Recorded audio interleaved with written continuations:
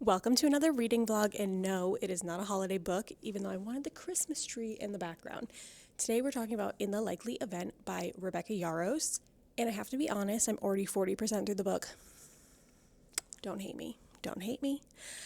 I always start new books right before bed, and this one was no different, and I was thinking ahead. I was like, let me read a few chapters so that when I start the video today, I have a sense of what the book is about, and I could give you a summary at the top of the video. Well, I ended up reading about 20% last night, which is fine. And then this morning, the only thing I could think of when I woke up was reaching over to my nightside table, grabbing my Kindle, and reading more of the book. I delayed getting coffee for an hour and a half so I could read in bed. That's how you know I like a book. So, spoiler, this one is already off to a good start. Now, I was contemplating, should I still continue doing the video or should I just scrap it? But I feel like at the end is normally when most of the twists and surprising things happen anyways, and when I tend to film the most clips. So I think it could still work. Obviously, if you're seeing the video, I had enough footage to put together, but worst case, if not, we'll just talk about it in a wrap up. So let's jump into what the book is about. I'll bring you up to speed on where I'm at in the book, and then like our usual videos, I'll just take you along as I'm reading the rest of it and giving you my thoughts, reactions, and ratings. All right, so this book follows Nate and Izzy, and we're working with a dual timeline. So there's one timeline that starts in 2011, and there's one timeline that is set in present time, which is 2021. In the past timeline in 2011, we witness how Nate and Izzy first meet. So they are seated next to each other on a flight leaving from St. Louis, and they just start chatting because they're sitting next to each other. And Izzy tells Nate that she is really terrified of flying. And then he lets her know that this is actually his first time on a flight, and he's on his way to basic training at Fort Benning. They continue to chat, whatever. Izzy's telling him about how the scariest points of a flight are the 3 minutes after takeoff and the 8 minutes before landing. She knows a lot about plane crash statistics. So if you can pick up where we're going with this. While they're on the flight, one of the engines goes out, and then very quickly the second one goes out. So they end up being in a plane crash where they need to land in the river, and they're in the exit row on top of it, so they have to make sure that the doors are open to help people evacuate from the plane. And when they finally get out of the plane, Izzy is definitely dealing with a concussion, and she's starting to kind of lose consciousness. The ambulance comes, and she's begging Nate, please don't leave me, please don't leave me. He lies and says he's her husband so he can go to the hospital with her, and she ends up needing surgery, all that. While they're at the hospital, recruiters from the Army come to the waiting room to bring him to his basic training, since he really only had a scratch. He needed a couple stitches, and he leaves. So he doesn't get a chance to make sure she's okay and her surgery went well. But her sister is there, and he says, please tell her I didn't want to leave, but orders are orders. Izzy wakes up from her surgery, and she cannot remember his name, but she can remember everything else about him. Then her sister tells her he signed for you to get this surgery. So she's able to figure out that his first name is Nate, but she can't remember his last name. A couple months later, she gets belongings sent to her from the airline, and it ends up being his Army bag because he had accidentally sat in her seat, which she was fine with because she didn't want the window. And from there, she's able to find the little tag that has his last name, which that was my first point of pause. This plane has gone down in the river, the Missouri River, and they're sending back personal belongings that were recovered from the plane. Now, they send her his bag because it was stowed under her seat where she would have been sitting. How is that still in the right spot when that plane goes down? It just seems a little far-fetched. Wouldn't that have drifted into the water, and then they would have just looked at the last name and matched it to a passenger last name? That part was a little unrealistic to me. Anyways, that past timeline moves forward, so we see them again in 2014. They just both happen to be in the same bar in Georgia. They run into each other, and she's like, I've had your bag this whole time, and then they reconnect. He's only there for one more day, though, because then he's being deployed again to Afghanistan. She's going back to New York. She really wants to be in a relationship with him, and he's like, don't wait around for me. I don't know what's going to happen, but when I come back, yes, let's reconnect, but don't put your life on pause for me. Then, so they proceed to correspond with each other through letters. He ends up coming and surprising her for her birthday. That's where the last thing I saw in the past timeline is. In the present timeline, he is stationed in Afghanistan, and he's supposed to technically be in the Maldives on leave, but someone got sick, so he ends up having to stay. And when he stays, his orders are to take these politicians around do all these different visits that they want to do because they're trying to, it's like a fact-finding mission for how like the wind down of the war is going. Well, turns out Izzy is one of the political aides that gets off the plane. She's not supposed to be on the plane. She took someone else's spot. So now Nate is her like bodyguard while she's there. And they have not seen each other in 3 years at this point. And Izzy literally says to him, like, I thought you were dead this whole time. And so we don't really know what happened. We're just getting bits and pieces that like he definitely left her in New York, but we don't know why. Like we haven't gotten to that point yet. So that's definitely something we need to figure out. She now works in DC in politics, and he's like, you hated politics. Like, your parents wanted you to do that. Like, why are you working here? And come to find out, she had taken this job for a politician who was running on the basis of, like, trying to end the war. So, in a sense, she was trying to work for someone who would bring him home to her. There's a whole other layer of, like, her sister is also in Afghanistan because she's a photojournalist, and she wants to bring her sister home. And her sister's like, I'm staying, whatever. So there's some couple like little side plots that are happening. Izzy is also engaged to this man, Jeremy, who was her ex-boyfriend between the plane crash and them meeting at the bar in 2014. And he like basically dumped her because he got a better offer to go to Yale. And he was like, well, like, I'm sure I'll meet better girls there than you, and dumps her. So like Nate knew of this guy. But that was shocking when we actually found out Jeremy's last name, and it was the ex-boyfriend. That I was a little surprised by.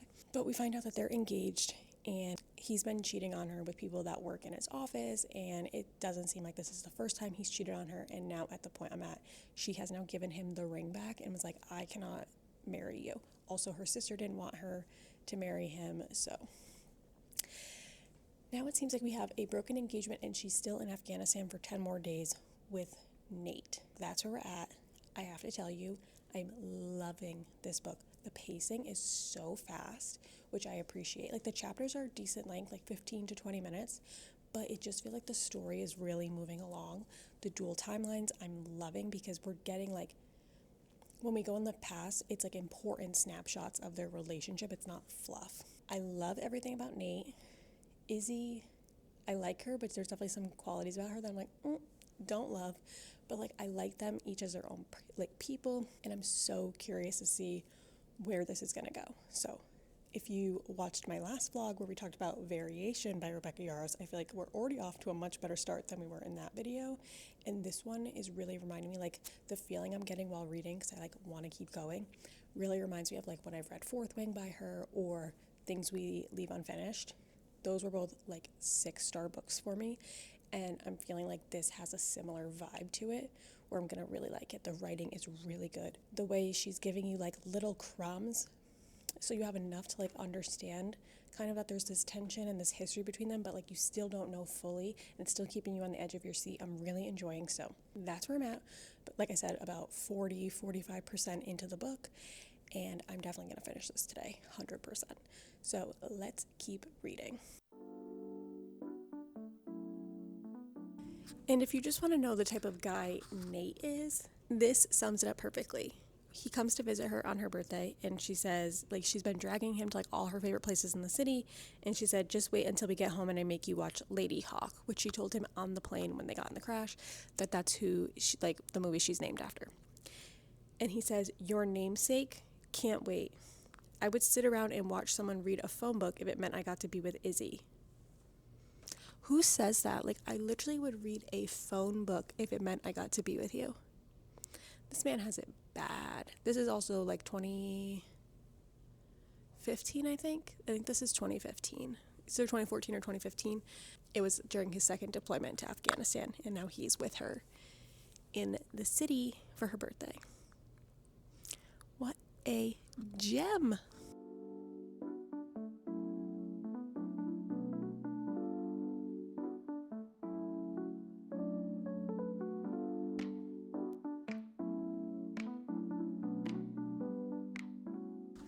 Oh my God. So they ended up going to this city to rescue the chess team, which is why Izzy is in Afghanistan. She's been working to bring these Americans home. And it's pretty dangerous because all the cities are starting to fall. But Nate is like, you know what, we'll find a way to get you there safely and make the rescue, because they only will come back with her. They don't trust the people that were sent to bring them back. They get there and he like notices that she's being like really weird with the way she's like folding her arms and her hands, but he can't figure out like what it is that seems off. Until now, they're talking about her fiance Jeremy, and Nate calls him Dick Face, and he's like, I can't believe like you're ending up with him. Like he left you when you were younger. He treated you like crap. Like you deserve so much better. Like you can end up with anyone, but like not him. And then he notices that she is not wearing an engagement ring. The second he notices, the freaking runway at the airport they're at just blew up. And now we just switched to another timeline. Like, what timing is that? Seriously. But this is what I'm saying about the book. Like, things happen so quickly. Also, because you're in an active war zone in the present timeline. So, like, it would make sense that things are constantly happening. Things that are life threatening are happening. So, like, you really feel immersed in that environment. So, that's what I'm saying. Like, the writing is so good. But, like, he finds out the engagement is off right when things blow up. Like, are they going to be okay? I have no clue. And now we're back to the past. Now we're going to 2016. Oh my God. I can't. Okay, I'm like a little bit frustrated because in the past timeline, Izzy has just graduated law school and Nate has just passed selection for special forces and they're in Fiji right now. And she's telling him about like all the places that she's interviewing for, like to hope to get hired after she passes the bar. And he points out that 2 of the law firms are in Tacoma and Seattle because she thinks he's still stationed out in Washington State. And he's like, oh, actually, I'm at Fort Bragg in North Carolina. And he's like, I didn't tell you where I was or like why my emails were limited. And she was like, I literally thought you've been deployed this whole time. And he's like, no, I've been like trying out basically for special forces and I got in. And he's like, you know, they're not going to have those glitzy law firms that you're probably applying for in North Carolina, like near where I'm at, like the town that he's going to be near. And she's like, no, like, yeah, I am applying for like the glitzy ones that are going to allow me to make like a big impact. But like, I don't have to apply for those. Like, she's willing to go where he is to try and finally have a relationship. At this point, they've known each other for like 5-6 years, maybe even longer. Maybe it's more like 7 years. They've known each other for years. They're like doing this dance where they see each other like once every 6 months. And he just keeps saying like, we're not going to start a relationship until the timing is right. But he's just continuing to go deeper and deeper into the army. And she's asking him like, why don't you get out? Like, we could be together. And he's just going further in. And I'm just getting annoyed because like she's trying and he is the one that's like shutting her down and being like, no, I want you to be with people. But then like she talked about how she had broken up with someone right before the trip because she's like, it's not fair to him to like go on a trip with you. And he's like, you didn't have to come. And she's like, okay, but like I realized I would much rather spend a week with you than like forever with him. And then she says his name and he was like, ugh, like gets annoyed when she talks about like the guy she's dating. And it's like, okay, but she's like willing to change her life around to be with you. But you don't want her to do that. You don't want her to hold herself back. So you're telling her to date people, but you don't want to hear about it. I liked Nate. I really like Nate, but I am getting frustrated with him right now because I think he's really trying too hard to be like the good guy. And it's like, she is telling you like she's willing to make this sacrifice in order to be with you. Like sometimes you just have to put your pride aside and say, yes, I would like that. So annoying. But we only have about 30% left of the book. Let's see. Yeah, it's saying I have an hour and 45 minutes, so we'll definitely finish this today. We're definitely getting closer, though, to like what goes down in New York that caused them to not talk for 3 years.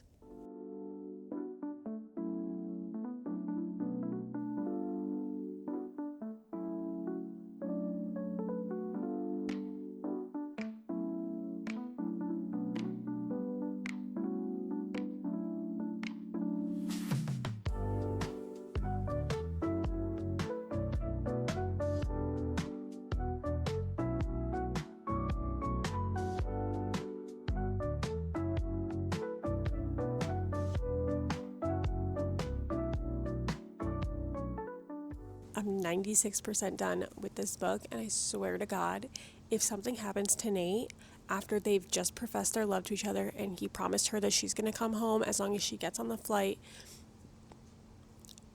I am going to lose my mind and boycott a Rebecca Yarros romance book after this because I feel like they are so close to like getting what they've wanted for 10 years, and I just have a feeling that this is about to break my heart because we have 4% left in this book. So it's going one of two ways. Something is either going to happen to him in Afghanistan, and it's going to be like he had so many opportunities to get out, and then he kept going, and that's what just like ruined their shot for them. Or he's going to find a way out, and he's going to show up at her doorstep and be with her. And I'm really hoping it's the second one. And I'm really hoping that her sister manages to get on the flight or like find some other way to get out of the country. I'm really worried about Serena, that she's not going to make it. And there's already been a couple deaths in this book, but it's been Nate's friends that like we didn't really get a ton of conversation around. So like I didn't feel like it was sad that he had a witness. I think two of his friends died, but like we didn't know them too much, so I wasn't too sad. But like these characters I know, and I will be so sad. Oh my god, I like don't even want to read it because right now I'm living in bliss. They're professing their love. She knows that he was being genuine with his proposal like back in New York years ago, and I like where we're at now, and I don't want them to get separated because I just feel like this might be the last time they see each other. All right, we have to be brave, we have to keep going, and let's hope it has a happy ending, but I don't think it will.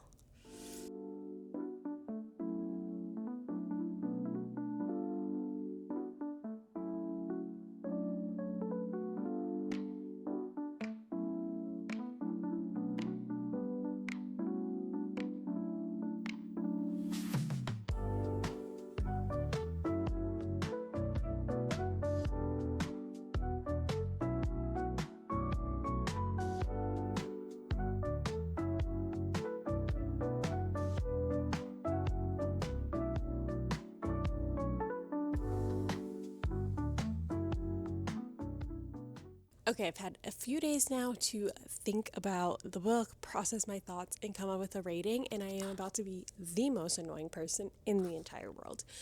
I am really trying my best to be a little harsher with my ratings because I've realized that over the years I've just given everything I've liked 5 stars. And over the last 2 years I've really tried to like really think about it and use, all the numbers. It's not a 1 or a 5. There can be in betweens. And even over the last couple of years, looking at all my 5 stars, I'm like, was that actually a 5 star, or was it just like I enjoyed the vibes? And so I'm really trying to get out of that like Goodreads mentality of like it has to be a whole number. Like there are decimal points for a reason. I can use them. So with that being said, I'm giving this book a 4.75, which is the most annoying thing I can do. And you would think, wow, you binged that book in less than 24 hours. It was the first thing you thought about when you woke up. You couldn't put it down. You were obsessed. You were having all the emotions. How is that not a 5 star? And here's why. Honestly, up until that 96% mark, that was a 5 star read for me. And you guys saw, like I even say in the clip, like there's 4% left of this book. This is going one of two ways. This is either going to emotionally wreck me or things are going to like work out perfectly. And I was like nervous for how it was going to go. Has anyone ever said that like they're upset that a book had a perfectly happy ending?